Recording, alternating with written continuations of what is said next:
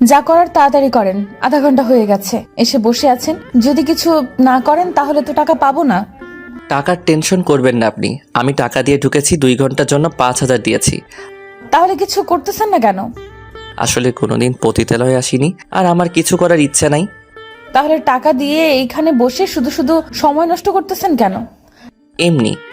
আচ্ছা, আপনি কি কিছু করবেন না মনে হয়, লজ্জা পাচ্ছেন? আচ্ছা, আমি নিজে করতেছি।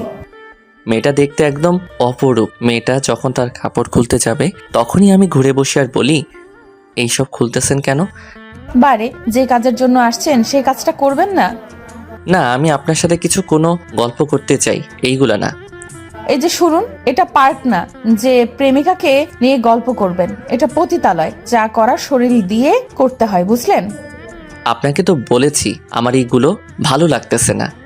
তাহলে টাকা দিয়ে এখানে আসছেন কেন? সে একটা লম্বা কাহিনী। কিরকম কাহিনী আবার? শুনবেন বললে? আপনার যেহেতু কিছু করার ইচ্ছা নাই, গল্প করার ইচ্ছা, তাহলে আপনার গল্পটা শুনি। বলবো। আগে আমি আপনাকে কিছু জিজ্ঞেস করতে চাই। কি জিজ্ঞেস করতে চান? আপনার নাম কি? আমার নাম বেশ্যা, সবাই এটা বলেই ডাকে। এটা জানতে চাইনি, আমি আপনার রিয়েল নামটা জানতে চাই। কি বা হবে জেনে? কিছু তো হবে না, তবে বড় আগ্রহ নিয়ে নামটা জানতে চেয়েছিলাম। ও, আমার নাম জান্নাত রহমান। আপনার? তাহিন আহমেদ। আপনার নামটা বেশ সুন্দর। আপনারটাও। তবে আপনার নামের সাথে কাজটার মিল নাই। তাই তো প্রথমে বলতে চাইনি। আসলে আপনি ওই রকম ভাবে নিবেন না, সরি। আমরা বেশ্যা, সরি বলার কিছু নেই। আমরা তো আপনাদের পুরুষ মানুষের তৃপ্তি মেটানোর জন্য সীমাবদ্ধ। এইরকম করে বলেন কেন? আপনারা কি মানুষ নন? মানুষ, তবে পার্থক্য আছে। বুঝলাম। আপনার সাথে কথাই পারা যাবে না।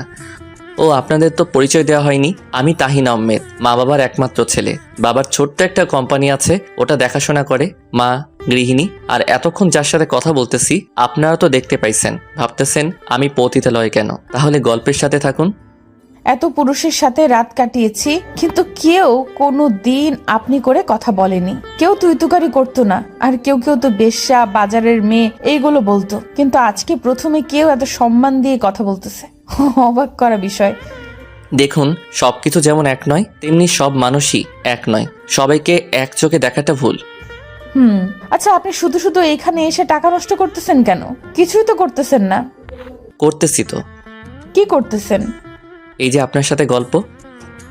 তবে গল্প করার জন্য তো বন্ধুরা থাকে, কিন্তু আপনি গল্প করতে বেশ্যাখানায় আসছেন। সেটার কারণ আছে তাই। কি কারণ? যদি বেয়াদবি না ধরেন তাহলে জানতে পারি? কেন নয়, তবে আগে আপনার ব্যাপারে কিছু জানতে চাই, তারপর। ও আচ্ছা, কি জানতে চান? আপনাকে দেখে, আপনার কথাবার্তা শুনে লাগতেছে আপনি শিক্ষিত। কথাবার্তা শুনলে কি শিক্ষিত মনে হয়? না, তবে আমার মন বলে। আমি ইন্টার শেষ করছি, তবে পরিবারের অভাবের কারণে আর পড়ালেখা করা হয়ে ওঠেনি। কেন? আমি আমার পরিবারের বড় মেয়ে।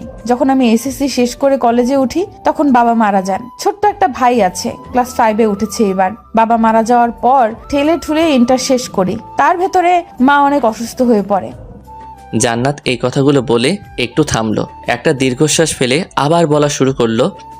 মা অসুস্থ হওয়াতে পরিবারের খরচ বেড়ে যায়। আগে তো আমি টিউশনি করে যা পেতাম সেগুলো দিয়ে চলে যেত, কিন্তু মার অসুস্থতার কারণ আমার টিউশনি করে যা পেতাম সেগুলো দিয়ে হতো না। তাছাড়া ছোট্ট ভাইয়ের লেখাপড়াটাও করাতে পারতাম না, তাই চারোদিকে জব খুঁজতে থাকি। অনেকগুলো কোম্পানিতে গেছি, কিন্তু কেউ এই সমাজে তো ঘুষে ভরা। ঘুষ দিতে পারলে নাকি চাকরি হবে। আমি তখন নিরাশ হয়ে পড়ি। আমি পরিবারের বড় মেয়ে, তাই সব দায় দায়িত্ব এসে আমার উপর পড়লো। তখন কি করব মাথায় আসতেছিল না। কিছুদিন পর একটা চাকরি পাই ছোট্ট একটা কোম্পানিতে। তবে সেই সুখের দিন বেশি দিন সইল না। সেই কোম্পানির বসের নজর পড়ে আমার উপর। প্রতিদিন তার কেবিনে ডেকে আমার সবখানে। জান্নাত কিছু বলতেছে না, কান্না করতেছে। আমি বললাম, কি হয়েছে? কান্না করেন কেন? কান্না করবেন না। তারপর কি হয়েছে বলুন। বস আমাকে আজে বাজে কথা বলতো। আমি নাকি তার সাথে রাত কাটালে আমার বেতন বাড়িয়ে দিবে, কিন্তু আমি তখন রাজি হইনি। বস যখন একদিন বেশি বাড়াবাড়ি করতেছিল তখন আমি ওনাকে থাপ্পড় মারি আর বলি আমি রাস্তার মেয়ে না, এটা বলে চলে আসি। এদিকে মায়ের অসুখ বেড়ে যাচ্ছে, হাতে তেমন টাকা পয়সাও নাই। তখন আমি নিরুপায় ছিলাম। কি করব, কোথায় গেলে মায়ের জন্য চিকিৎসার টাকা জোগাড় করব, এগুলো ভাবি। আমার মতো মেয়েকে কে দেবে কাজ? কোথায় পাবো তার টাকা? এইগুলো ভাবতে ভাবতে সকালে বাহির হয়ে নতুন জব খোঁজার জন্য, কিন্তু আমি ব্যর্থ হই। তবে আবারও সেই কথাগুলো রাত কাটানো, আমি বাসায় এসে অনেক কান্না করি সেদিন। আর ভেবে দেখলাম এছাড়া আমার কোনো উপায়ও নেই মায়ের চিকিৎসার জন্য, পরিবার চালানোর জন্য। তাই এই পথটা বেছে নিয়েছি। একটা কথা কি জানেন, এই সমাজটা দেহের পাগল, দেহ বিলিয়ে দিলে সব মিলে। আপনি বলুন, আমি কি খারাপ পথ বেছে নিয়েছি? আমি চুপ করে থাকি। কারণ কি উত্তর দিব? আসলে তো তার কথা ঠিক। আমার চোখ দুই জোড়া ভিজে গেছে। জান্নাতের প্রতি কেমন যেন ভালো লাগা কাজ করতেছে। আমি চুপ থাকায় জান্নাত বলল, কি হলো, চুপ করে আছেন যে? আচ্ছা, আপনার গল্পটা তো বলেননি। শুনুন তাহলে। তখনই দরজায় কে যেন টোকা দিল আর বলল, সময় শেষ। তখন জান্নাত বলল, ইস, আপনার 2 ঘন্টা তো শেষ হয়ে গেছে আমার কথাগুলো বলতে বলতে। আপনার কথাগুলো শেষ হয়নি। সমস্যা নাই, কাল আবার আসবো। কাল কি আবার গল্প করতে আসবেন নাকি? হুম। শুধু শুধু টাকাগুলো নষ্ট হবে আপনার। কেন নষ্ট হবে? এই যে টাকাগুলো দিয়ে আসবেন অথচ কিছুই করবেন না। তা ঠিক, তবে বন্ধু হিসেবে তো আসতে পারি আমি। না হয় বন্ধুর জন্য টাকা খরচ করে গল্প করতে আসবো। বেশ, আবার বন্ধু? হাসালেন। কেন, আপনি কি মানুষ না? জান্নাত কিছু বলতে যাবে, তখনই আবার ওদের লিডার এসে বলল, এই যে, এটা গল্প করার জায়গা না। টাকা দিয়ে যতক্ষণের জন্য নিছেন ততক্ষণ, বুঝলেন বাবু?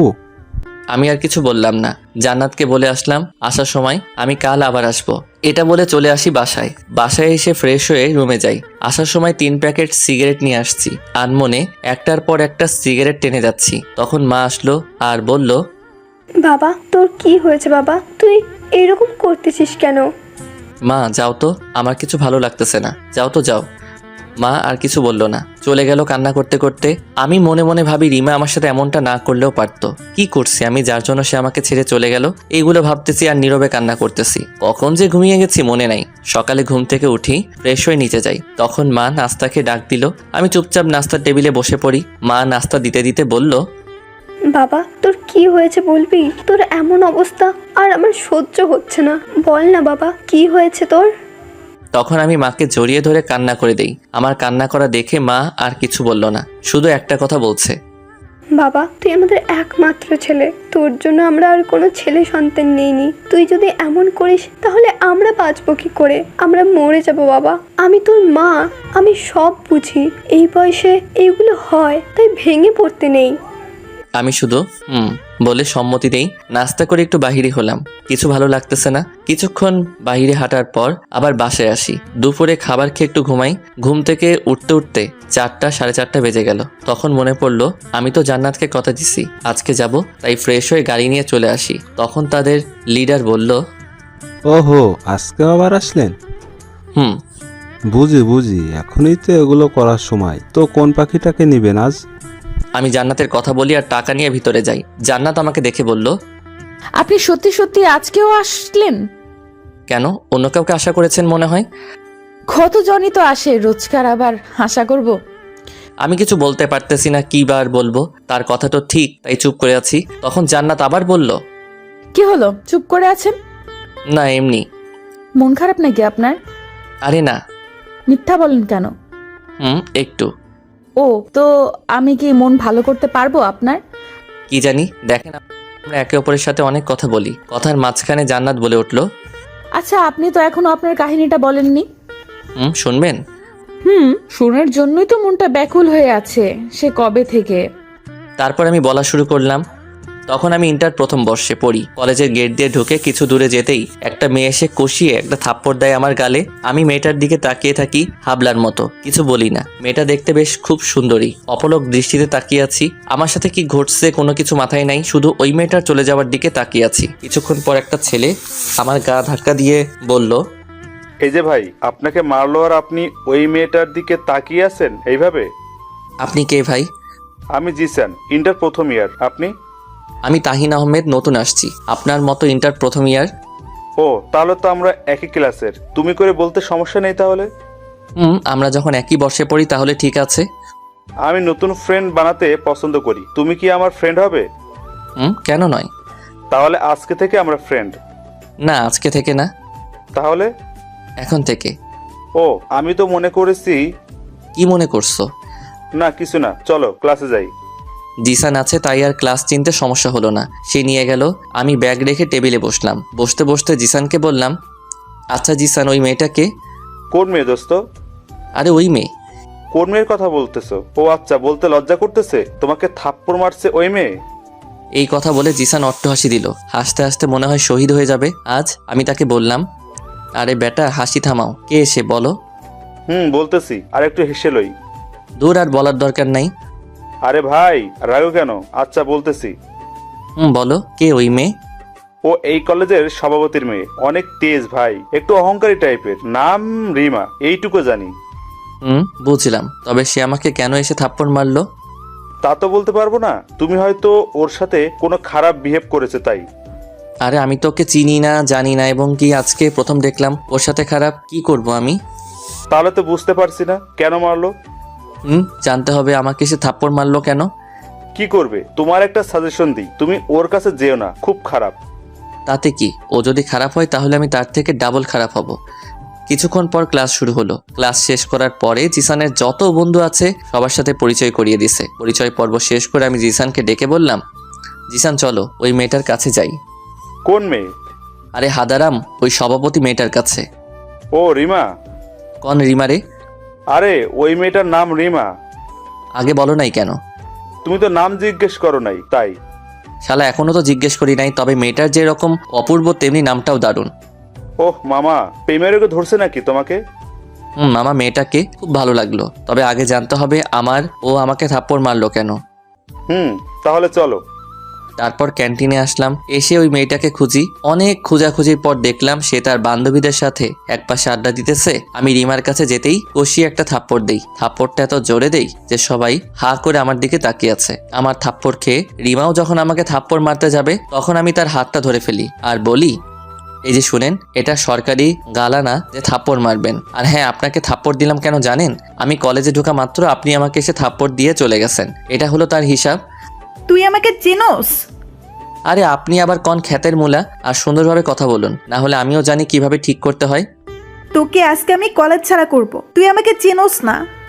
তুই আমার একটা ভালো ব্যাখ্যা করতে পারবি না যা। আর হ্যাঁ, তোকে চিনে আমি কি করব? তুই এই কলেজের সভাপতির মেয়ে আমি জানি, তাতে আমার কিছু যায় আসে না। দেখি তুই কি করতে পারোস। তখন রিমা হনহন করে সেখান থেকে চলে যায়। আর জিসান আমাকে বলে, আরে বেডা, তুমি এটা কি করলা? তোমাকে তো সে ছাড়বে না। তুমি টেনশন নিও না, কিছু করতে পারবে না। জিসান আর কিছু বললো না। দুইজনে সেখান থেকে রওনা দিলাম বাসার উদ্দেশ্যে। জিসান জিসানের মতো চলে গেল, আমি আমার মতো চলে আসলাম। বাসায় এসে ফ্রেশ হয়ে নিলাম, কিছু খেয়ে দিয়ে একটা ঘুম দিলাম। বিকালে ঘুম থেকে উঠে একটু ঘুরতে বাহির হই। কিছুক্ষণ ঘোরাঘুরি করে বাসায় আসলাম। বাসায় এসে পড়তে বসলাম। পড়তে পড়তে রাত 10টা বাজে যায়। মা খেতে রাখলো। রাতের খাবার খেয়ে ঘুমিয়ে পড়লাম। সকালে ঘুম ভাঙলো ঘড়ির অ্যালার্মে। অ্যালার্ম বন্ধ করে ফ্রেশ হয়ে নিয়েও কিছু খেয়ে চলে যাই কলেজের উদ্দেশ্যে। কলেজে ঢুকবো তখনই কিছু লোক এসে আমাকে পিছন থেকে মারতে শুরু করলো। আমার মাথায় জোরে বাড়ি দেওয়ার কারণে আমি বসে পড়ি। বসা থেকে উঠতে পারতেছি না। তখনই দেখলাম রিমা আসলো আর ফিলফিল করে হেসে বলল, কি রে ওঠ? ও তুই তো উঠতে পারবি না। ও বেচারা। তুই? আমি তাহলে চিনতে পারছোস? আমি তো মনে করছি চিনতে পারবি না। বলেছিলাম না আমার সাথে লাগিস না। এখন বুঝতেছিস আমি কি? কেউ তোকে সাহায্য করতে আসবে না। এই কলেজে আমি যা বলি সেটাই হয়। রিমার কথা শুনে আমার রাগটা আর কন্ট্রোল করতে পারলাম না। আমি বসা থেকে উঠে সবাইকে মারতে লাগলাম। আমার খেয়াল নাই যে আমার মাথায় আঘাত পাইছি, কারণ তখন আমার তীব্র রাগ উঠছে। সে কারণে এক এক করে সবগুলোকে পিটাই। তারা 4 থেকে 5 জন হবে। একজনকে তো এমনভাবে পিটাইছি সে যদি আমার কোনোদিন সামনাসামনি হয় তাহলে আর দাঁড়াবে না আমার সামনে। রিমা এগুলো দেখে সে পালালো। আমি সেখানে অজ্ঞান হয়ে পড়ি। চোখ খুলতেই নিজেকে আবিষ্কার করি হসপিটালের বেডে। পাশে দেখি মা বসে আছে মাথায় হাত রেখে। আমি মার দিকে তাকালাম। মা আমার চোখ খুলে দেখে ডাক্তারকে ডাক দিল। আর ডাক্তার আসলো, এসে বলল, এখন ঠিক আছে, মাথায় একটু আঘাত পাওয়াই অজ্ঞান হয়ে পড়েছে। আপনারা চাইলে ওনাকে বাসায় নিয়ে যেতে পারেন, আর আমি কিছু ওষুধ লিখে দিয়েছি, এইগুলো 1 সপ্তাহ খাওয়াবেন। ডাক্তার এইগুলো বলে বাহির হয়ে যায়। ডাক্তার বাহির হওয়ার পর মা বলল, বাবা, তোর এই অবস্থা কে করছে? বাদ দাও মা। বল তুই, কে করছে এই অবস্থা? তোর বাবাকে বলে শায়েস্তা করব। আরে মা, বাবাকে বলার দরকার নাই। কলেজে আন্দোলন চলতেছিল কি নিয়ে আমি সেখানে যাই, দেখতে কে যেন মাথায় বাড়ি মারছে। হয়তো অন্য কাউকে মারতে গিয়ে আমার মাথায় পড়ছে। তুই দেখছিস ওইখানে ঝামেলা হচ্ছে, তাহলে যাওয়ার দরকার কি ছিল? মা একটু দেখতে গেছিলাম কি হচ্ছিল। মা আর কিছু বলল না, আমাকে বিকালবেলা নামিয়ে দেই, বাসায় চলে আসি। এইভাবে দেখতে দেখতে চলে যায় 1 সপ্তাহ। আর হ্যাঁ, জিসান আসছিল আমার বাসায় আমাকে দেখতে, আর একটু হলে তো মাকে সব বলে দিত। ভাগ্যিস আমি ইশারা করছিলাম না বলতে মাকে কিছু। আজকে কলেজে যাব, সকালে নাস্তা করে বাহির হলাম কলেজে, গিয়ে জিসানের সাথে দেখা হয়। তখন জিসান বলল, দোস্ত, তোকে রিমা ডাকছিল, সে বলছে তোর সাথে নাকি কিছু কথা বলবে। ও হ্যাঁ জিসান, আর আমি এখন অনেক ক্লোজ হয়ে গেছি। আমার সাথে কি কথা আবার? গেলে জানতে পারবি, আমি তো জানি না।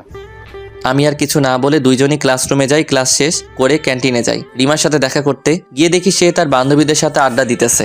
আমাকে দেখে কাছে আসলো আর বলল, কি করেছে বলি, বুঝতে পারতেছি না। কি বলবেন আর, সেদিন তো মার খাইয়ে আমাকে ভালোই লাগলো। এখন কি করার ইচ্ছে আছে বলেন? আমি আপনার সেই ইচ্ছেটা পূরণ করে দিতেছি। ছি ছি, এইগুলো কেন বলতেছেন? তাহলে কি বলবো? কিছু তো বলার জন্য রাখেন নাই। ওই দিনের জন্য আমাকে ক্ষমা করে দিবেন। আপনার সাথে উঠে যাওয়ার পর থেকে আমি অস্থির হয়ে পড়ি, কোনোদিন কারোর জন্য এমন হয় নাই। সত্যি আমি ওই দিনের জন্য সরি, প্লিজ আমাকে ক্ষমা করে দিবেন। আমি রিমার কথা শুনে বোকার মতো দাঁড়িয়ে আছি। তখন জিসানকে বলি, এই জিসান, আমাকে একটা চিমটি দে তো, আমি কি স্বপ্ন দেখতেছি নাকি সত্যি? আমি বলা মাত্র জিসান এমনভাবে চিমটি দিল, আমি চেঁচিয়ে উঠলাম। আমাদের এই কাণ্ডগুলো দেখে রিমা বলল, সত্যি দেখতেছেন আপনি? তাহলে তো ভালো। আচ্ছা, আমার একটা কথা মাথায় ঢুকতেছে না, যার ভিতরে এত অহংকার জেদ, সে আমার কাছে ক্ষমা চাচ্ছে, এটা তো মানতে পারতেছি না আমি। আমি অহংকারী, সবাই বলে। আপনি আমাকে ক্ষমা করে দিবেন প্লিজ, তা না হলে আমি নিজেকে ক্ষমা করতে পারবো না। আচ্ছা যান, ক্ষমা করে দিলাম। বললে হলো নাকি আমি কি করে বিশ্বাস করব আমাকে ক্ষমা করেছেন? আরে আজব, আপনি আপনার ভুলটা বুঝে ক্ষমা চাচ্ছেন, এতে বিশ্বাস করার বা না করার কি আছে? আছে তো। কি আছে? আমি জানি আপনি ক্ষমা করেন নাই আমাকে। আরে ভাই, সত্যি আমি আপনাকে ক্ষমা করে দিছি, কি করে বুঝাই? তাহলে ফ্রেন্ড হবেন? যদি ফ্রেন্ড হন তাহলে মনে করব ক্ষমা করছেন। আর এটা কি রকম লজিক? ও মা, আমি কি লজিক দিচ্ছি নাকি? আপনার লজিক মনে হলো। আচ্ছা বাদ দেন, আমি যাই এখন। আমার আনসারটা তো দিলেন না। কিসের আনসার? ও মা, আপনি তো দেখি ফুলক টাইপের মানুষ, এখন বললাম আর বলা মাত্র ভুলে গেছেন। আচ্ছা আমি যাই, পরে জানাবো, লেট হয়ে যাচ্ছে, বাসায় যাব। এই যে শোনেন শোনেন বলছি। আমি আর কোনো কিছু না বলে কিছু না শুনে চলে আসলাম। প্রতিদিনের মতো জিসানের বাসায় চলে গেল, আমি আমার বাসায় এসে ফ্রেশ হয়ে নিলাম। প্রতিদিনের মতো এসে ঘুম দিলাম একটা।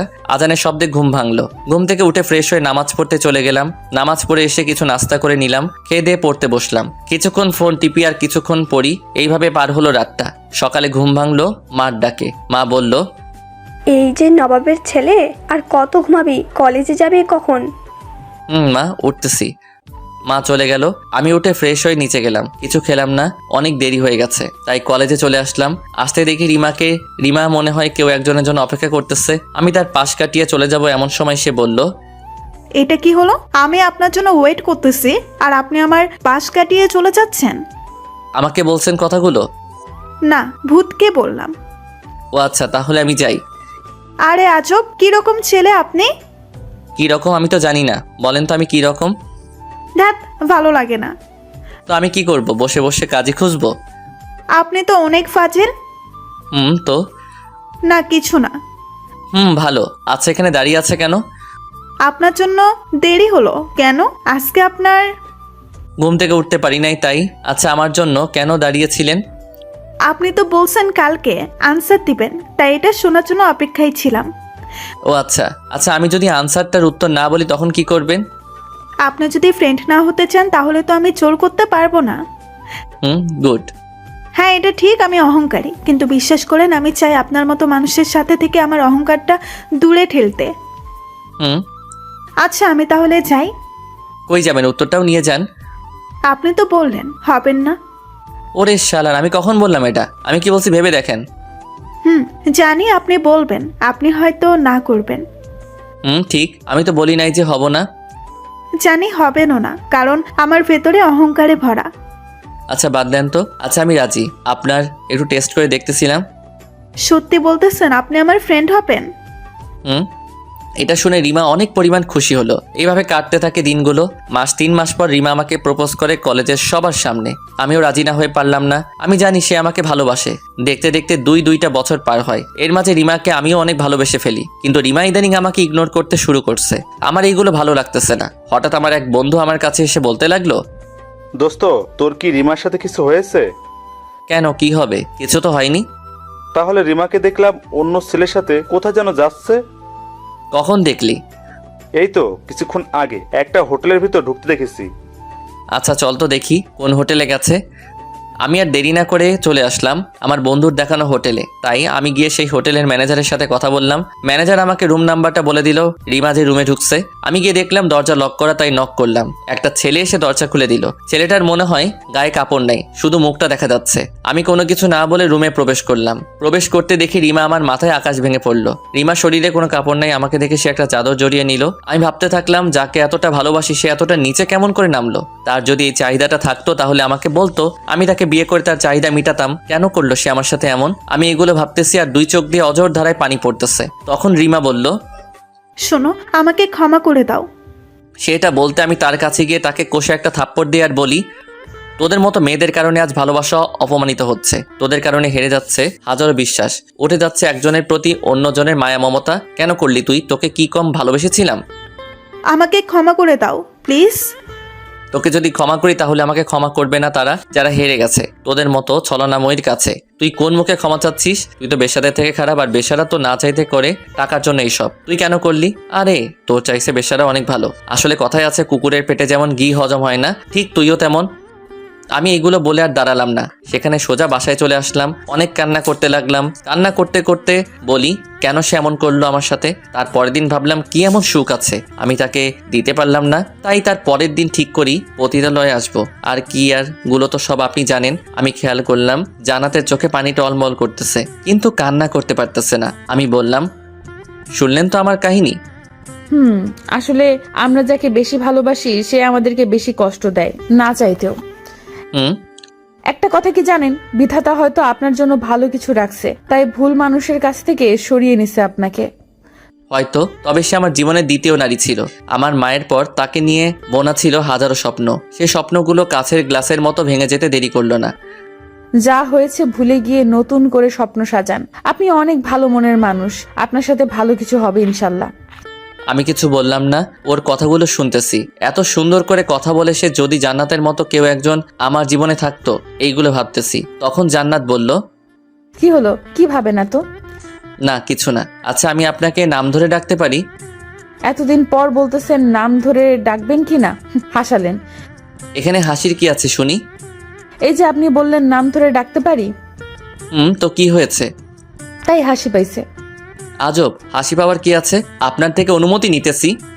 শুনুন, আমরা বেশ্যা, আমাদের কাছ থেকে অনুমতি নিতে হয় না। যার যেরকম ইচ্ছা সে সেরকম ডাকে, আপনিও ডাকতে পারেন। আচ্ছা আপনাকে তো বলছি, আর আপনি জানেন আমি কেন, তবুও কেন এটা বলেন? আপনি এই কামে আসছেন কারণ আপনার পরিবারের সমস্যার কারণে। যদি কেউ এটা বিচার বিবেচনা করে তাহলে আপনাকে কেউ দোষী করতে পারবে না। হতে পারে।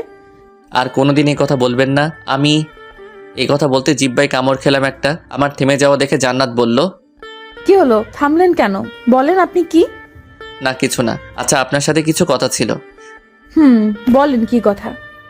আমি চাই আপনি। আর কিছু বলতে পারলাম না, দরজায় টোকা পড়লো। বুঝলাম আমার সময় শেষ। আমি জান্নাতকে বললাম আসার সময়, আচ্ছা আজকে যাই, কালকে আসবো, সব কিছু বলবো। আপনার অপেক্ষায় থাকবো। আমি চলে আসলাম বাসায়। বাসায় এসে সেই প্রতিদিনের মতো খাটে হেলান দিয়ে সিগারেট ধরালাম। তখনই জান্নাতের মায়াভরা চেহারাটা ভেসে উঠল।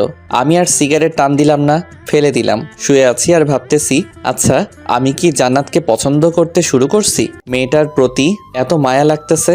আচ্ছা তাহলে আমি কি তাকে ভালোবাসতে শুরু করতেছি? মেয়েটার তো কোনো দোষ নাই, সে তো নিষ্পাপ, সে আমার কাছে পবিত্র। সে তো নিজ ইচ্ছায় এইগুলো করতেছে না, খারাপ সময়ের কারণে করতে বাধ্য হয়েছে। আচ্ছা আমি কাল যাব, দেখি তাকে বলে দেখব সে কি বলে। সে যদি আমার কথায় রাজি হয় তাহলে ভালো হবে। এইগুলো ভাবতে ভাবতে কখন যে ঘুমিয়ে পড়ছি মনে নাই। ঘুম থেকে উঠলাম সকাল 9টায়। ফ্রেশ হয়ে নিচে এসে নাস্তা করে নিলাম। আর ভাবতেছি আজকে বাবার অফিসে যাব, সেখানে কিছু সময় কাটিয়ে জান্নাতের কাছে যাব। চলে আসলাম বাবার অফিসে। আমাকে সবাই দেখে সালাম দিতে লাগলো। আমি বাবার কেবিনে গেলাম। বাবা আমাকে দেখে বলল, আজ কোন দিক থেকে সূর্য উঠলো? কেন কি হয়েছে? সূর্য তো প্রতিদিনে যেই দিকে উঠে সেই দিকেই উঠছে। তবে তোর সূর্যটা আজ কোন দিক থেকে উঠলো রে বাবা? বাবা বাদ দাও তো এইগুলা। যে ছেলেকে আমি নিজে বলে আনতে পারি না আমার অফিসে, সে আজ নিজে আসলো, এটা তো বলার কথা। আচ্ছা তাহলে চলে যাচ্ছি। আরে কই যাস? আরে এত রাগ করস কেন? আচ্ছা কি জন্য আসছস বল। না এমনি আসলাম ঘুরতে। এত না ঘুরে নিজে তো চালাতে পারিস। না তোমার অফিস তুমি চালাও। দেখ বাবা, আমি তো আর ছোট হচ্ছি না, বুড়ো হচ্ছি, তাই তোকে সব দায়িত্ব দিয়ে আমি রেস্ট নিতে চাই, আর তোর জন্য একটা সুন্দর বউ আনতে চাই। রাখবি আমার কথাগুলো বাবা? তবে একটা কথা। বল কি কথা? আমি চাই আরো কয়েকদিন পর দায়িত্বটা নিতে, এখন না, সময় হলে আমি বলবো। ঠিক আছে, তোর সময় লাগলে সময় নে, তবে একটু তাড়াতাড়ি। আমি সবকিছু তোর হাতে তুলে দিতে চাই। তুই আমার বংশের একমাত্র আলো। আশা করি তুই আমার কোম্পানিটা অনেক উঁচুতে নিয়ে যাবি। আচ্ছা এখন যাই। সেখানে কিছুক্ষণ সময় কাটিয়ে বাসায় আসি। বাসায় এসে সোজা মার কাছে যাই, গিয়ে বলি, মা একটা কথা বলতাম। বল। আমি একটা মেয়েকে বাসায় আনতে চাই, যদি তুমি অনুমতি দাও। কি রে, তোর মতলবটা কি? বিয়ে টিয়ে করবি নাকি আমাকে বল, আমি আর তোর বাবা গিয়ে বিয়ের পাকা কথা বলে আসি। আরে মা তেমন কিছু না। তাহলে?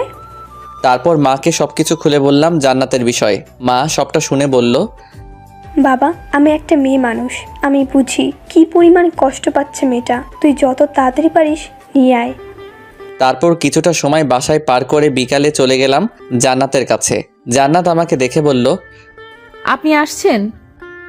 শুনুন, আমি কিছু কথা বলবো, মন দিয়ে শুনুন। কি কথা বলেন?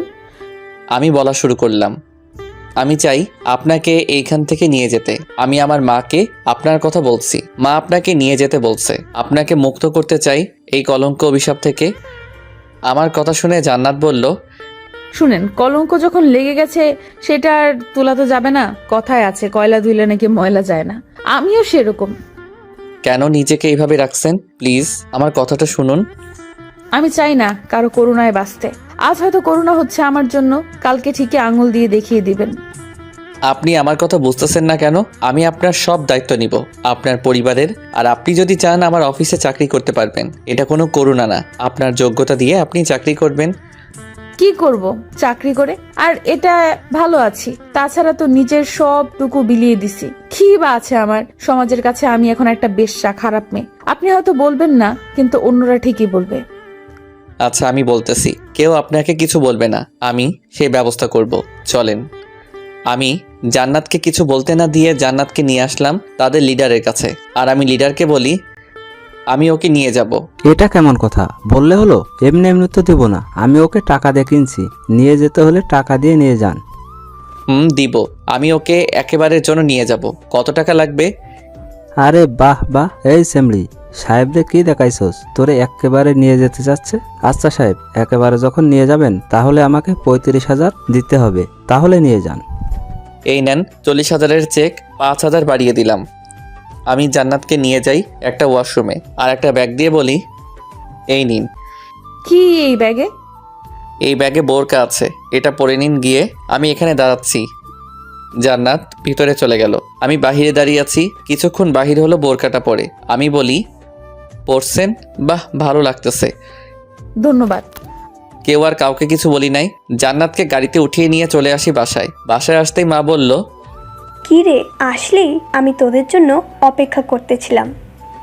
মা ভিতরে ঢুকাবে নাকি বাহিরে দাঁড় করিয়ে রাখবে? ভিতরে আয়। তারপর আমি জান্নাতকে নিয়ে বাসার ভিতর ঢুকলাম। জান্নাত আমার পিছনে বাসায় ঢুকে জান্নাত বাসার সবখানে দেখতে লাগলো, আর আমাকে বলল পিস পিস করে, আচ্ছা, এটা কি আপনাদের বাসা? কেন, কি মনে হয়? না, এত বড় বাসায় বেশি মানুষও দেখতে পারছি না, তাই বললাম। ও আচ্ছা, কেউ থাকে না। আমি, আম্মু, আব্বু আর একটা চাচা আছে। মোট আমরা 4 জন থাকি। কি বলেন? এত বড় বাসায় মাত্র 4 জন থাকেন? এখন থেকে আপনি সহ 5 জন হয়েছে। আমাদেরকে পিস পিস করে কথা বলাই দেখে মা বলল, কি রে, তোরা কি বলিস? আমাকেও একটু বল, আমিও শুনি। না মা, তেমন কিছু না। আরে বল। আচ্ছা পরে শুনো, খিদা পাইছে, খাইতে দাও। তোরা ফ্রেশ হয়ে আয়, আমি খাবার দিচ্ছি। মা চলে গেল রান্না করে। আমি জান্নাতকে নিয়ে উপরে গেলাম, আর একটা রুম দেখিয়ে দিয়ে বললাম, আজ থেকে আপনি এখানে থাকবেন। যান, ফ্রেশ হয়ে আসেন, খাবার খাবেন। আপনিও। জান্নাত চলে গেল রুমে। আমি তার যাওয়ার দিকে তাকিয়ে আছি। যখনই মনে হলো তাকে আর দেখতে পাচ্ছি না, আমিও চলে গেলাম রুমে। ফ্রেশ হয়ে এসে নিচে নামলাম। এসে দেখি জান্নাত আমার আগে থেকে চলে আসছে আর মাকে সাহায্য করতেছে। আমি এটা দেখে বললাম, মা তুমি ওনাকে কেন আনতে দিতেছো? আজকে মাত্র আসছে বাসায়। আমার কথা শুনে জান্নাত বলল, আরে আন্টি বারণ করেছিল, আমি জোর করে করেছি। বসেন আপনি। আরে আপনি তো এইমাত্র আসলেন বাসায়, কাজ কেন করতেছেন?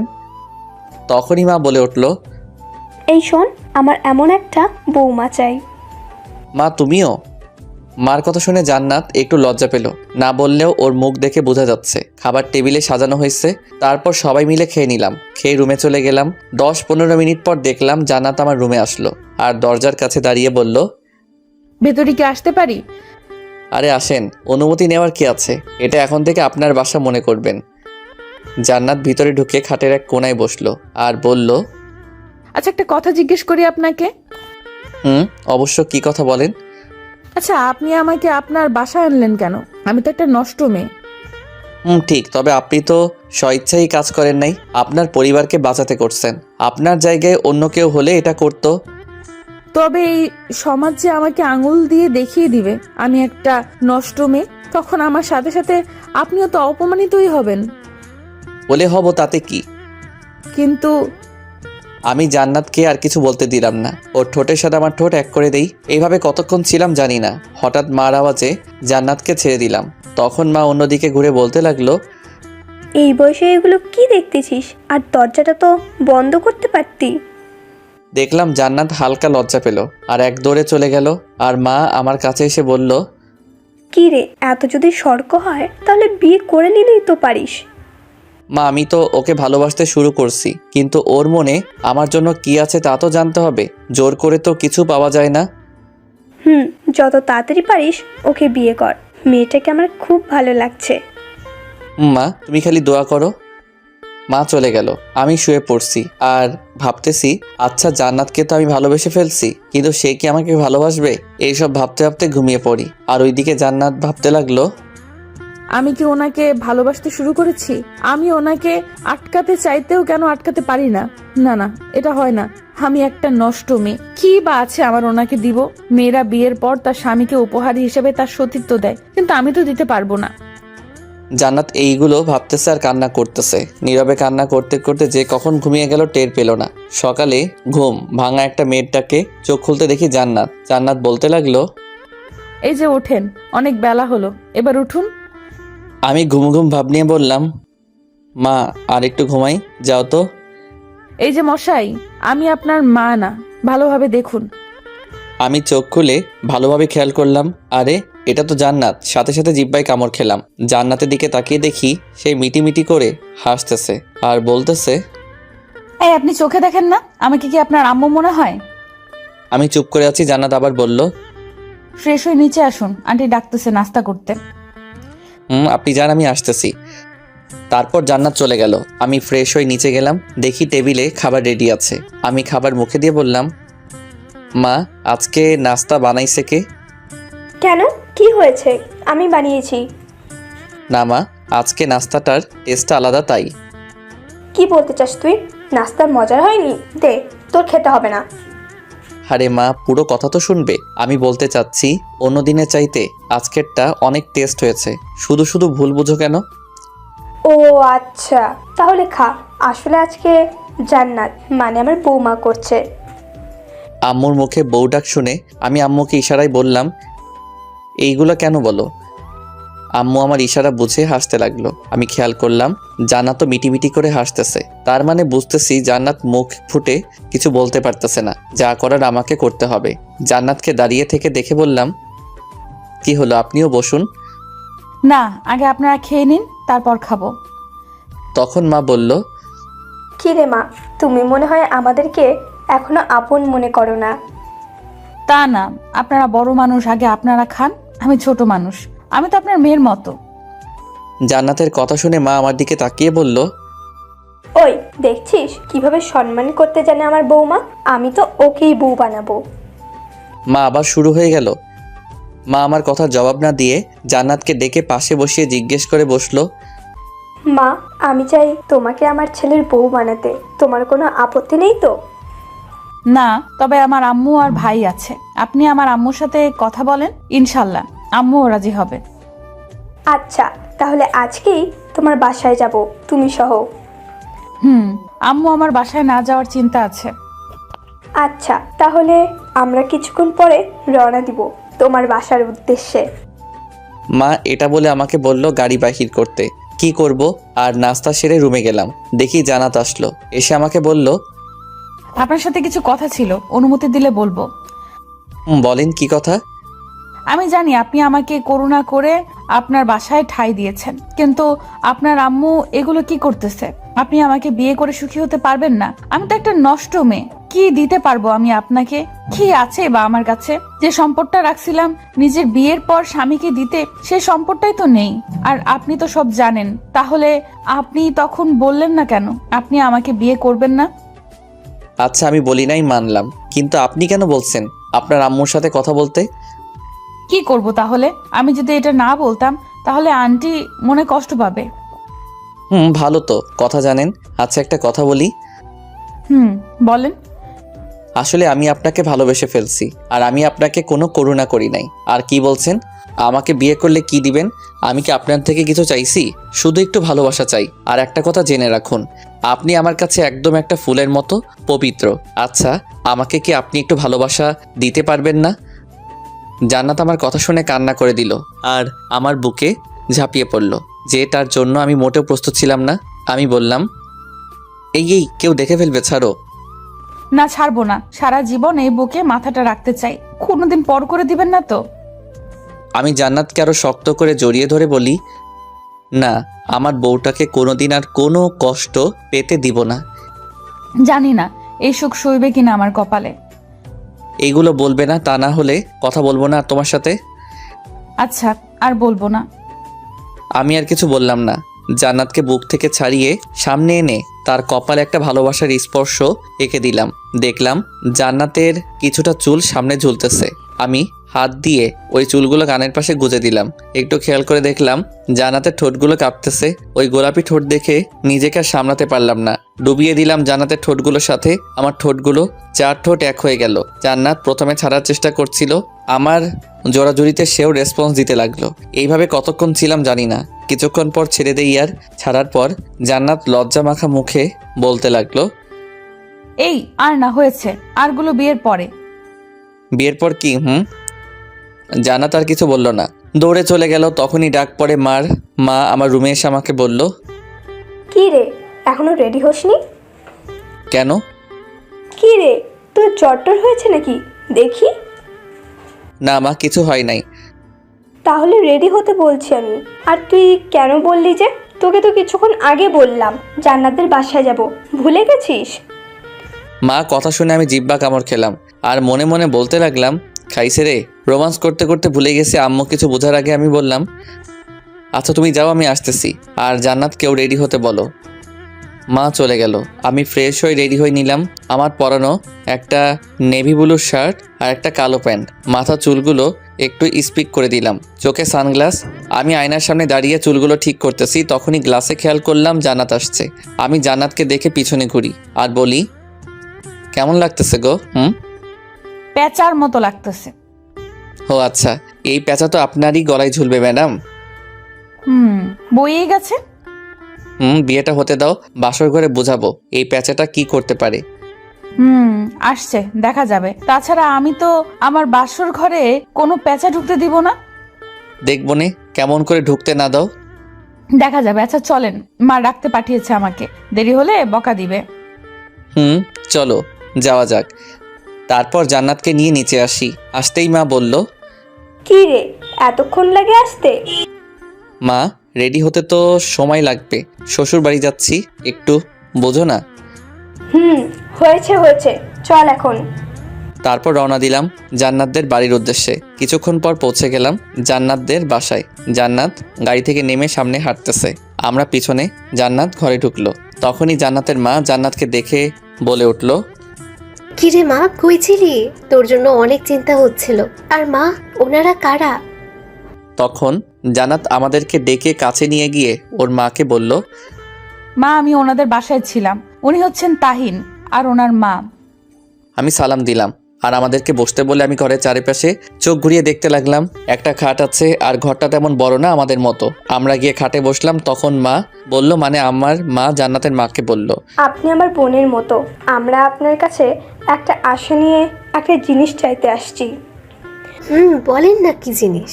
আর তাছাড়া এই গরিবের ঘরে কি বা আছে আপনাদের দেবার? আছে বলেই আসছি বোন, অনেক মূল্যবান জিনিস সেটা। আমাদের ঘরে এমন কোন জিনিস মূল্যবান আছে আমি তো জানি না, একটু খুলে বলবেন? আপনি যেহেতু অনুমতি দিয়েছেন তাহলে বলতে পারি, আপনার ঘরের চাঁদটাকে আমার ছেলের বউ করে আমার ঘরে তুলতে চাই। এটা তো খুশির খবর। তবে বোন, আমার তো দেওয়ার মতো কোনো কিছু নাই। আমাদের কিচ্ছু লাগবে না, আল্লাহর রহমতে আমাদের কোনো কিছুর অভাব নেই। শুধু আপনার চাঁদের টুকরো মেয়েটাকে আমার মেয়ে করতে চাই। আপনি কি দিতে রাজি আছেন? আমি আর কি বলবো, ওরা দুজন যদি রাজি থাকে তাহলে তো আলহামদুলিল্লাহ। ওরা রাজি আছে আর ওরা একে অপরকে ভালোবাসে। আলহামদুলিল্লাহ। আচ্ছা, বিয়ের ডেটটা পরশুদিন দিলে কেমন হয়? আপনার যা ভালো মনে হয়। ওনারা কথা বলতেছে, আলহামদুলিল্লাহ আমার বিয়ে ঠিক হয়ে গেল। এই যে পাঠক পাঠিকারা, উপহার ছাড়া কেউ বিয়ের দাওয়াত খেতে আসবেন না। কম করে হলেও আমাদের ভবিষ্যৎ ছেলেমেয়ের জন্য একটা করে খেলনা নিয়ে আসবেন। মজা করলাম একটু। ওইদিকে দেখি লজ্জায় জান্নাতের মুখ টমেটোর মতো লাল হয়ে গেল। আমি জান্নাতের কাছে গেলাম আর কানে কানে বললাম, এই যে মিস, ও না, এখন থেকে তো মিসেস হয়ে গেছেন। বলেন। তাহলে বাসর রাতে তো খুব জমবে। আমার বলছি লজ্জা লাগে না? এখন যা লজ্জা পাওয়ার পেয়ে নাও, তোমার সব লজ্জা ওই রাতে ভাঙাবো। আমি আর কিছু বললাম না, আবার এসে খাটে বসি আর শাশুড়িকে বলি, আন্টি আমার একটা আবদার, আশা করি রাখবেন। বাবা বলো। আন্টি আমি চাই আপনারা সবাই আমাদের বাসায় থাকবেন এখন থেকে, আর আপনার ছেলের পড়ার খরচ সব কিছু আমি চালাবো। না বাবা, তা হয় না। আন্টি আমি কিন্তু আপনার ছেলের মতো, আমার কথা রাখবেন।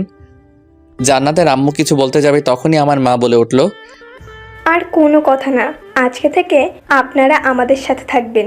তাছাড়া আমারও তো গল্প করার জন্য একজন সঙ্গী চাই। আপনি থাকলে তো আরও ভালো, দুই বোন মিলে সারা দিন গল্প করব।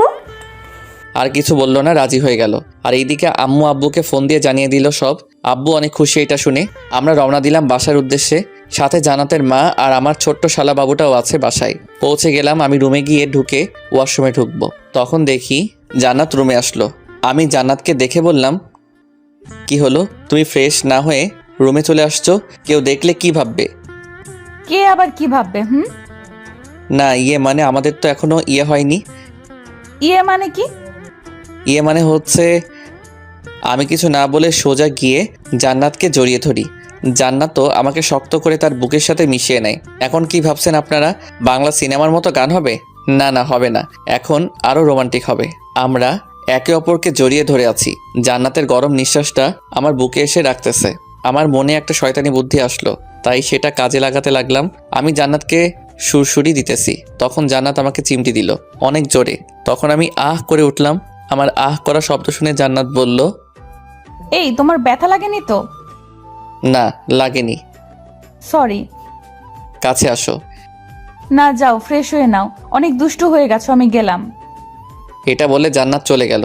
আমি গিয়ে ফ্রেশ হয়ে নিলাম। ফ্রেশ হয়ে এসে নিচে যাব, তখন ভাবলাম একটু জান্নাতের রুমে যাই, দেখি পাগলিটা কি করতেছে। যেই ভাবা সেই কাজ। চলে আসলাম জান্নাতের রুমে। এসে দেখি দরজাটা খোলা। আমি ভিতরে গেলাম, গিয়ে কাউকে দেখতে পারতেছি না। আর একটু সামনে যেতেই পানির আওয়াজ আসতেছে। বুঝতে পারলাম জান্নাত ওয়াশরুমে। দেখি জান্নাত বাহির হচ্ছে। তখন আমি গিয়ে এক কোণে লুকিয়ে পড়ি। আমি দেখতে লাগলাম জান্নাতকে। জান্নাত একটা টাওয়েল গায়ে দিয়ে বাহির হলো। আমি তো এই অবস্থায় জান্নাতকে দেখে আমার অবস্থা যায়। দেখলাম জান্নাত চেঞ্জ করতেছে। আমি দেখতে লাগলাম। কি দেখছি ওইগুলো ইতিহাস আপনাদেরকে বলা যাবে না। জান্নাত অন্যদিকে ঘুরে তাকিয়ে আছে। তখন আমি গিয়ে পিছন থেকে গিয়ে জান্নাতকে জড়িয়ে ধরলাম। আমার এইভাবে জড়িয়ে ধরা দেখে জান্নাত চমকে গেল আর চিৎকার করতে যাবে, তখনই আমি তার মুখটা চেপে ধরলাম আর বললাম, এই চেঁচিও না, আমি, দেখো আমাকে। তখন জান্নাত পিছনে ঘুরে তাকিয়ে দেখে আমি। আমাকে দেখে আমার বুকে কিল ঘুষি মারতে লাগলো। আমি তাকে টান মেরে বুকের সাথে মিশিয়ে নিলাম আর বললাম, এই পাগলি, ভয় কেন পাও? এইভাবে কেউ আছে? অনেক ভয় পাইছি, কে না কে ভেবে। আচ্ছা, আর ভয় নাই, আমি তো আছি। তোমার জায়গায় যদি অন্য কেউ হতো তাহলে আমার কি হতো? সেটা তখন দেখা যেত। তবে আমার এই পাগলিটার দিকে যে চোখ তুলে তাকবে তার চোখ উঠিয়ে নিব। এইভাবে ভালোবাসবে তো সারা জীবন, যত বড়ই সমস্যা হোক না কেন। আমাকে পর করে দিও না। পাগলি। দুইজন দুইজনের বুকের সাথে লেপ্টে আছি। কিছুক্ষণ নীরবতা বহন করলো আমাদের মাঝে। আমি জান্নাতকে বললাম, তোমার কোমরের নিচে যে তিলটা আছে ওইটা অনেক সুন্দর গো। জান্নাত আমাকে তার বুক থেকে সরিয়ে দিয়ে আমার দিকে বড় বড় চোখ নিয়ে তাকিয়ে আছে আর বলল, এই এই তুমি কি বলছো? কেন, কানে কি কম শোনো? তার মানে তুমি? জান্নাত গালে হাত দিয়ে লাগলো। আমি বললাম, কি হলো বলো? কিছু না। আরে বিয়ের পর তো সব কিছু আমার, তখন তো সব দেখবো। এটা না হয় আগে দেখে নিলাম। তাই বলে এইভাবে লুকিয়ে লুকিয়ে? শয়তান একটা। এই শয়তান দেখবো অনেক শয়তানি করবে। কি শয়তানি করবে? যখন করবে তখন দেখবে। হয়েছে হয়েছে, বলতে হবে না। তা না হলে সবাই শুনে ফেলবে। এখন রুম থেকে যাও, কেউ দেখে ফেলবে, আর তখন বলবে বিয়ের আগে বউ পাগলা হয়ে গেছে। আমি আর কিছু বললাম না, চলে আসলাম। আর নিচে গেলাম, তখন মা বলল, শোন, আজকে শপিংয়ে যাব, রেডি থাকিস। কখন যাবা? ঘন্টাখানেক পর যা, গিয়ে জান্নাতকেও রেডি হতে বল, সময় নেই। আচ্ছা। তারপর আমি আবার জান্নাতের কাছে গেলাম। আমাকে দেখে জান্নাত বলল, এই এটা কি হলো? এখনই গেলে আমার কেন আসলা না? কেন আসতে পারি না বুঝি? আচ্ছা চলে যাচ্ছি। আমি ঘুরে আসতে যাব, তখনই জান্নাত আমার হাতটা ধরে ফেলে। আমি জান্নাতের দিকে ঘোরা মাত্র চার ঠোঁট এক করে দেই। আমি একটু অবাক হলাম, পরে তার সাথে রেসপন্স দিতে লাগলাম। এইভাবে কিছুক্ষণ কিস করার পর জান্নাত আমাকে ছেড়ে দিয়ে বলে, রাগ করতে হয় নাকি? কই রাগ করলাম, একটু ভাব নিছি। আর ভাব নিছি তাই তো তোমার ঠোঁটের মিষ্টিটা পেলাম। শয়তান একটা। আচ্ছা তোমাকে কি যেন বলতে আসছিলাম, কি যেন। কি বলবে বলো? আরে দাঁড়াও, মনে করে নি। ও হ্যাঁ, শপিংয়ে যাব, সবাই আমাদের বিয়ের কেনাকাটার জন্য, তাই রেডি হতে বলার জন্য আসছিলাম। আচ্ছা। আমিও রেডি হয়ে আসি, তুমিও রেডি হও। তারপর আমি চলে আসলাম রেডি হতে। আমি গিয়ে রেডি হয়ে নিচে গেলাম, দেখতে পেলাম জান্নাতও রেডি হয়ে আসতেছে। দেখতে খুব সুন্দর লাগতেছে। কপালে কালো টিপ, চোখে কাজল, ঠোঁটে হালকা লিপস্টিক, চুলগুলো ছেড়ে দিছে। সামনের দুই দিকে চুলগুলো বাতাসে দুলতেছে। এক কথায় অপরূপ। এই আপনারা নজর দিবেন না আমার বউয়ের দিকে, বলে দিলাম। তারপর সবাই রওনা দিলাম শপিং মলের উদ্দেশ্যে। বাসার সবাই আসছে, জান্নাতের মা, ভাই, আমার মা, বাবা, সবাইকে নিয়ে শপিং মলে ঢুকি। সবাই শপিং করতে ব্যস্ত, আর আমি একটা জায়গায় দাঁড়িয়ে আছি। হঠাৎ শুনতে পেলাম কেউ আমাকে ডাকতেছে আমার নাম ধরে। তাই পিছনে ঘুরে দেখার জন্য মাথাটা ঘুরালাম।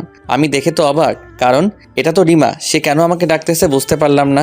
রিমা আমার কাছে এসে বলতে লাগলো, কেমন আছো? ভালো। কে আপনি? কি বলতেছো এসব তুমি? কি বলতেছি কানে যায় না আপনার? এইভাবে কেন কথা বলতেছো? কিভাবে কথা বলতেছি? তুমি আগের মতো নাই, অনেক পাল্টে গেছো, কেমন জানি হয়ে গেছো। আমি যেমন আছি তেমনই ভালো আছি। দেখতে তো পাচ্ছি। দেখলে জিজ্ঞাসা করতেছেন কেন আবার? না এমনে।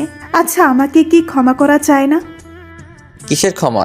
আপনি তো আমার সাথে কোনো খারাপ কিছু করেন নাই, তাহলে ক্ষমা চাচ্ছেন কেন? যার জন্য তোমাকে আমি ঠকিয়েছি সে আমাকে ছেড়ে চলে গেছে। আসলে কথাই আছে, যে যেমন করে তার কাছে তেমনি ফেরত আসে। আমার সাথেও তেমন হয়েছে। আমি তোমার ভালোবাসাটা বুঝতে পারি নাই। প্লিজ আমাকে তুমি ক্ষমা করে দাও।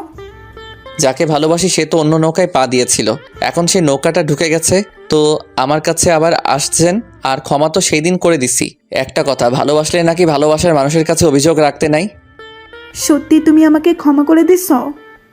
রিমা আমার হাত ধরে নিয়েছে। আমি এক ঝাটকায় তার হাতটা আমার হাত থেকে ছাড়িয়ে নেই আর বলি, আপনার তো সাহসও কম না, আপনি আমার হাত ধরতেছেন। তুমি তো বলছো ক্ষমা করে দিছো, আর আপনি আপনি করে কথা বলতেছো কেন? ক্ষমা করে দিছি তার মানে এটা না যে আপনার আমার হাত ধরার অধিকার দিছি। আর আমি অপরিচিত মানুষের সাথে আপনি করেই বলি। তাহলে তুমি আমাকে এখনো ক্ষমা করো নাই? আবার একই কথা বলতেছেন কেন? তুমি যদি আমাকে ক্ষমা করে দিতে তাহলে আমাকে আপন করে নিতে, ঠিক আগের মতো। আরে ক্ষমা করেছি এটা না যে আপনাকে আবার আপন করব, আর আপনি আবার বেইমানি করবেন। তাছাড়া তোমার জন্য আমি একটা নিষ্পাপ মেয়েকে কষ্ট দিতে পারবো না। ভালো থাকবেন, আর পারলে দ্বিতীয়বার কারোর সাথে এমন করবেন না। জানেন তো যে আপনি করবেন ঠিক তা আপনাকে প্রকৃতি ফিরিয়ে দিবে। রিমাকে আর কিছু বলার সুযোগ দিলাম না। আমি চলে আসলাম সেখান থেকে। এসে দেখি সবার শপিং করা শেষ। শপিং শেষ করে বাসায় চলে আসলাম। রুমে ঢুকতেই জান্নাত বলল, মেয়েটাকে কোন মেয়ে? যার সাথে মার্কেটে কথা বলছো ওই মেয়েটা। হো, তাহলে তুমি দেখছো? কে ওই মেয়ে? ওই হচ্ছে ওই মেয়ে যাকে আমি আমার থেকেও বেশি ভালোবাসতাম, রিমা। ও আচ্ছা। জানি না তুমি কি মনে করছো, তবে এটা ভেবো না যে আমি আমার দ্বিতীয়বার এই ভুল করব। আমি তোমারই আছি আর তোমারই থাকবো। জান্নাত ছোট্ট একটা মুচকি হাসি দিয়ে চলে গেল। আমিও ফ্রেশ হতে গেলাম। এইভাবে দেখতে দেখতে আমার আর জান্নাতের বিয়ের দিন কাছে আসতে লাগলো। আমি বাসায় ঘরের সামনে দাঁড়িয়ে আছি, কারণ এটা তো আমার প্রথম বিয়ে। কি করব কিছু তো বুঝতেই পারতেছি না। আমাকে দাঁড়িয়ে থাকতে দেখে সবাই ঠেলে ঠুলে মরার ঘরে থুক্কু বাসর ঘরে ঢুকিয়ে দিল। আমি ঢুকে দরজাটা লক করে দিলাম। তারপর আস্তে আস্তে ওই খাটে থাকা মানুষটার কাছে যেতে লাগলাম। আমি গিয়ে খাটে বসলাম। জান্নাত ইয়া বড় একটা ঘোমটা দিয়ে বসে আছে। আমাকে দেখতে পেয়ে খাট থেকে নেমে আমাকে সালাম করলো। আমি জান্নাতকে উঠিয়ে বুকে জড়িয়ে নিলাম আর বললাম, এটা কি আমার বিয়ে করা বউ নাকি পার্লার থেকে আনা মেয়ে বুঝতে পারতেছি না। এই আমি পার্লারে যাই নাই, ঘরে সাচ্ছি। আসলে জান্নাত দেখতে অনেক সুন্দরী। ওকে রাগানোর জন্য এটা বললাম। আমি জান্নাতকে খাটে বসালাম। তারপর বললাম, আচ্ছা এখন কি করব? আমি জানি না। লজ্জা মাখা মুখে কথাটা বলল। আচ্ছা তাহলে ঘুমিয়ে পড়ি। এটা বলতে দেরি জান্নাত আমাকে খাটে ধাক্কা দিয়ে ফেলে দেয় আর বলে, ওই ছাগল, বাসর ঘরে মানুষ কি ঘুমায়? তাহলে কি করে? আমি তো জানি না। ওরে আমার সোনাটা, বুঝছি কি করে। এটা বলে জান্নাত আমার উপর ঝাঁপিয়ে পড়ল। জান্নাত আমার ঠোঁটের সাথে ওর ঠোঁট দুটো মিশিয়ে দিল। আমিও বাধা দিলাম না, মজা নিতে লাগলাম ওর ঠোঁটের। তারপর দুইজনে হারিয়ে যাই ভালোবাসার অতল সাগরে। ওইগুলো ইতিহাস, থাক, বলা যাবে না। আর যদি আপনারা জানতে চান তাহলে বিয়ে করে নেন, তাহলে জানবেন। 3 বছর পর আমি অফিস করে বাসায় আসলাম। তখনই তাসফিয়া বলল, পাপা পাপা আমার চকলেট তুই। এই তো আম্মু তোমার চকলেট, এই নাও। তখন জান্নাত বলল, আরো বেশি করে চকলেট খাওয়াও, যাতে করে আমার মেয়েটার দাঁত নষ্ট হয়। আরে ও এখনো ছোট, বড় হলে সব ঠিক হয়ে যাবে। এটা বললে আমি রুমে গেলাম ফ্রেশ হতে। ও তাসফিয়ার কথা তো বলা হয়নি আপনাদের। চলুন ফ্রেশ হওয়ার ফাঁকে ওর পরিচয় দিয়ে দেই। তাসফিয়া হচ্ছে আমার মেয়ে, একটু একটু কথা বলতে জানে, দেখতে একদম ওর মার মতো হয়েছে। আর আমি বাবার কোম্পানি সামলাই এখন। বাবা আর কোম্পানিতে যাই নাই, এখন সব দায়িত্ব আমাকে দিয়ে দিছে। আমি ফ্রেশ হয়ে বাহির হলাম, শুনতে পেলাম জান্নাত ডাকতেছে খাবার খেতে। তাই খাবার খেতে গেলাম। খাবার খেয়ে আমি আর আমার মেয়েকে রুমে নিয়ে আসি। জান্নাতও আসবে। সব কাজ শেষ করে আমি আমার মেয়ের সাথে দুষ্টামি করতেছি, তখন দেখলাম জান্নাত আসলো। এসে বলল, বাপ বেটি মিলে কি কথা বলতেছে? আমার মেয়ে বলতেছে ওর নাকি একটা ভাই লাগবে। এই তোমার কি লজ্জা শরম নেই? মেয়ের সামনে এগুলো বলতেছো? ও কি বুঝতেছে? আচ্ছা বাদ দাও, কাছে আসো। কতদিন ভালোভাবে কাছে পাই নাই। এই ফাজিল, মেয়ে আছে দেখতে পাচ্ছ না? ও ঘুমাক তারপর। কি আর করবো বলেন। তাসফিয়াকে ঘুম পাড়ালাম আর জান্নাতকে আমার কাছে আনলাম আর বললাম, ওই কতদিন ভালোভাবে আদর খাই নাই, আজকে সব মিটিয়ে নিব। তারপর চলে গেলাম তাসফিয়ার জন্য একটা ভাই আনার জন্য। আবারও হারিয়ে গেলাম নতুনভাবে ভালোবাসার সাগরে।